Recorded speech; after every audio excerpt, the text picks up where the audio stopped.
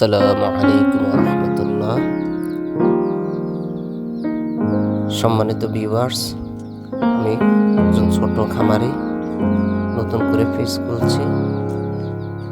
কিভাবে মুরগি হাঁস লালন করা যায়, লালন পালন পদ্ধতি সম্পর্কে আমরা একে একে আলোচনা করব, যেন আমার ভিডিওটার মাধ্যমে আপনাদের উপকৃত হন এবং আপনাদের কমেন্টসের মাধ্যমে আমিও যেন উপকৃত হতে পারি।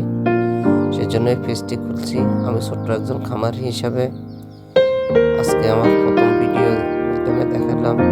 আমি 22টা বাচ্চা নিয়ে আসছিলাম এবং এদেরকে সর্বপ্রথম আনার পরে আমি ঠান্ডার ডোজ দিছিলাম, যেহেতু এগুলো কোন জায়গায় ছিল না ছিল ঠান্ডা লাগতে পারে।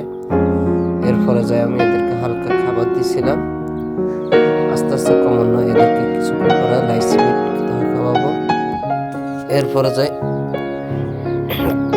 আস্তে আস্তে এদের লালন পদ্ধতি সম্পর্কে একে একে আপনাদেরকে জানাবো এবং 22টি মুরগি থেকে আমি কয়টি মুরগি টিকাতে পারি সেই সম্পর্কে জানবো এবং কমেন্টসের মাধ্যমে জানাবেন আমাকে কিভাবে লালন পদ্ধতি করলে সুবিধা হয়, সেটাও আমাকে একটু জানাবেন।